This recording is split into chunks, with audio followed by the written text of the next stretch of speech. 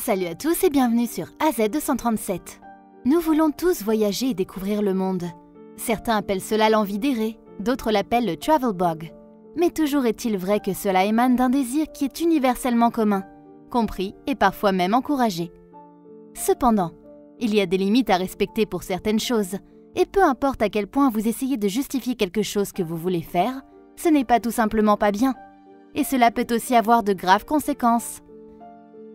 La vidéo d'aujourd'hui couvre un tel incident où un homme a perdu la vie parce qu'il avait refusé de tenir compte des signes. Regardons son histoire. Mais avant de commencer, j'aimerais vous rappeler qu'après avoir regardé cette vidéo, vous pouvez faire un tour sur notre chaîne pour découvrir de nombreuses histoires à la fois incroyables, intéressantes et émouvantes. Et n'oubliez pas de vous abonner à la chaîne et d'activer la cloche de notification si vous êtes nouveau parmi nous. John Allen Shaw est né le 18 décembre 1991 en Alabama, mais il a grandi à Vancouver, dans l'État de Washington. Il est né d'un père chinois qui était psychiatre et d'une mère américaine qui était avocate. Il avait également deux frères et sœurs. En grandissant, il était clair pour tous que John n'était intensément intéressé que par deux choses, à savoir les expériences en plein air et Jésus-Christ. Bien sûr, John était issu d'un milieu religieux strict, puisque sa famille était membre d'une église pentecôtiste internationale connue sous le nom d'Assemblée de Dieu. Ils étaient même connus pour parler en langue parfois. Il fréquentait le Vancouver Christian High School, une école assez proche qui comptait environ 90 élèves répartis sur 7 niveaux. Sa vie scolaire n'était rien d'autre que fructueuse. Il participait à des clubs, des œuvres de bienfaisance et d'autres activités parascolaires avec un tel enthousiasme que tout le monde le considérait comme un surdoué naturel. Au sein d'une organisation d'affermissement pentecôtiste appelée les Royal Rangers, il avait reçu une médaille d'or de réussite qui serait un grade équivalent à celui d'Eagle Scout. L'une des conditions strictes pour obtenir cette médaille était de lire ou d'écouter la Bible en entier. En effet, il s'agissait d'une réussite. Il était clair qu'il aimait le camping, la randonnée et les voyages en général. Il suffisait de jeter un coup d'œil à sa page Instagram pour s'en convaincre. Il était également connu pour sa capacité à citer Jim Elliot sur sa page Facebook. Jim Elliot était l'un des 5 missionnaires tués en Équateur en 1956. Il avait des racines profondes dans sa religion qu'il adorait. Maintenant que nous connaissons son passé, revenons au présent. C'était vers la mi-octobre 2018. John Allen Shaw, un Américain de 27 ans, s'est retrouvé à Port Blair, la capitale des îles Andaman et Nicobar. Il avait déjà un objectif en tête, s'aventurer dans un endroit que personne n'avait jamais osé visiter, l'île de North Sentinel. Il est bien connu que l'île de North Sentinel est habitée par les Sentinelles, une tribu qui n'avait pas eu de contact avec le monde moderne depuis plus de 60 000 ans. Bien sûr, il y avait une raison pour laquelle ils n'avaient pas eu de contact depuis si longtemps. Et c'était parce que les membres de la tribu avaient un passé farouche dans leur volonté de rester primitifs, allant même jusqu'à utiliser des arcs et des flèches pour assassiner violemment tous ceux qui arrivaient sur leur île. Un bon exemple s'était produit en 2006 lorsque deux pêcheurs indiens se sont retrouvés emportés par un courant sur les deux côtes de l'île de North Sentinel. La tribu des Sentinelles, qui était protégée par la loi indienne, les avait exécutés pour intrusion. Bien que cela puisse paraître extrême, c'était là la solide raison pour laquelle les gens s'interdisaient d'y entrer. Après tout, ils n'étaient pas immunisés contre les maladies courantes comme la grippe ou la rougeole, qui décimeraient leur population si jamais elles pénétraient dans leur écosystème par l'intermédiaire d'un voyageur trop zélé. Un autre fait inconnu concernant John est qu'il était un missionnaire chrétien. Il connaissait déjà le sort de tous ceux qui avaient déjà tenté d'atteindre les sentinelles auparavant, mais il s'en fichait. Il savait que quelque chose de similaire pouvait lui arriver, mais cela ne l'effrayait pas. Il était même allé jusqu'à laisser un mot à sa famille, affirmant qu'il était conscient qu'il pourrait être tué, mais que dans le cas où cela arriverait, sa famille ne devrait pas en vouloir à la tribu des sentinelles, et encore moins à Dieu. Et le 14 novembre à 20h, John Allen Shaw et certains des hommes qu'il avait contactés partaient pour l'île de North Sentinel.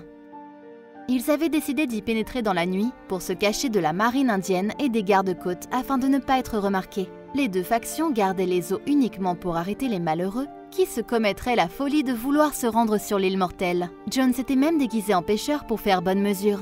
Il avait payé l'équipe de pêcheurs 25 000 roupies indiennes afin qu'ils soient d'accord.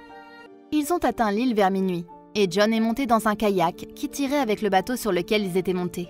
Puis, il s'est dirigé seul vers les rivages de l'île. Les pêcheurs qui avaient accompagné John jusque-là savaient exactement à quel point les sentinelles étaient dangereux.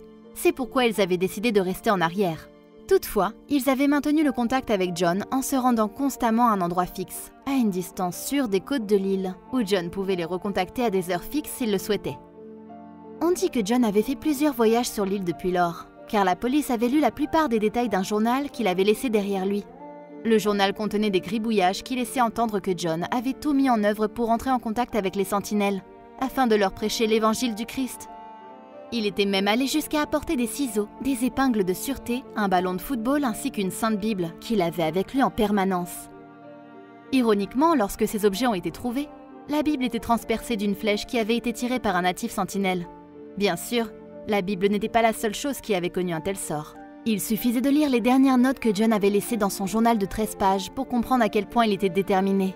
Datée du 16 novembre, elle prenait la forme d'un au revoir en ces termes. « Vous pouvez penser que je suis fou, mais je pense que cela vaut la peine de déclarer Jésus à ces gens. » La lettre continua. « Ne soyez pas en colère contre eux, ou contre Dieu si je me fais tuer. Au contraire, veuillez vivre votre vie en obéissant à ce à quoi il vous a appelé, et je vous reverrai quand vous passerez le voile. » Juste après avoir écrit cet article, John avait prévu de se rendre dans la partie sud-ouest de l'île Nord Sentinelle pour remettre son carnet de notes au pêcheur qu'il avait amené sur un bateau sur toute cette distance. Comme d'habitude, il était monté dans le kayak en partant vers l'île, sans savoir qu'il ne reviendrait jamais. Les rapports de police affirmaient que les pêcheurs que John Allen Shaw avait engagés étaient revenus le matin du 17 novembre, juste à temps pour découvrir un groupe de sentinelles enterrant le corps de John sur la rive même où il était descendu. Ce qu'ils avaient vu les avait remplis de peur. Et ils avaient fait demi-tour et s'étaient immédiatement dirigés vers Port Blair, où ils ont rencontré un ami de John et l'ont informé du sort qu'il avait rencontré sur l'île. Le groupe de pêcheurs lui a remis le journal de John, après lui avoir raconté ce qu'ils avaient vu en arrivant sur l'île. Cet ami a fait tout ce qu'il pouvait, afin que la mère de John soit également informée. Aujourd'hui encore, le corps de John est enterré sur le rivage de l'île de Nord Sentinelle. En raison de l'hostilité des sentinelles à l'égard de tout contact extérieur, il n'y a aucune garantie de pouvoir récupérer son corps un jour. Bien sûr, les autorités avaient essayé de faire leur part, puisque les polices d'Andaman et de Nicobar, aux côtés des gardes-côtes indiens, effectuaient des relevés aériens sur l'île pour faire le point sur la situation. La police était même allée jusqu'à contacter des anthropologues et d'autres experts pour leur demander s'il y avait une chance de récupérer le corps de John Allen Shaw sur le rivage de l'île. Face à tout cela, la famille de John avait laissé un message émotionnel, où ils affirmaient qu'ils respecteront le souhait de leur fils, en pardonnant aux sentinelles, et que même s'ils l'avaient traité de manière agressive, leur fils n'avait rien d'autre que de l'amour pour la tribu.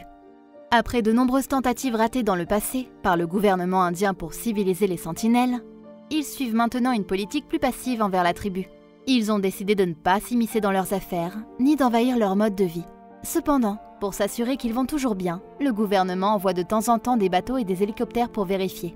C'est ainsi que par exemple, en 2004, lorsqu'un tsunami dévastateur a frappé l'Inde, tuant beaucoup de gens, les gardes-côtes indiens, inquiets de la situation des habitants de l'île de Nord Sentinelle, ont envoyé un hélicoptère pour voir s'ils se portaient bien. Mais en remarquant l'hélicoptère, la tribu a tiré des flèches sur l'engin, menant même à l'une des photos les plus emblématiques jamais prises de la tribu. Cette photo témoigne de la façon dont les sentinelles traitaient tout ce qui était même modérément moderne. John pensait que son cas serait différent et qu'il serait accepté. Il n'avait pas accepté de se raviser et il a payé de sa vie pour cela. Quelle est votre opinion au sujet de cette histoire? Dites-le nous dans les commentaires. Si vous avez aimé cette vidéo, alors cliquez sur le bouton j'aime et partagez-la autour de vous. À très bientôt sur AZ237.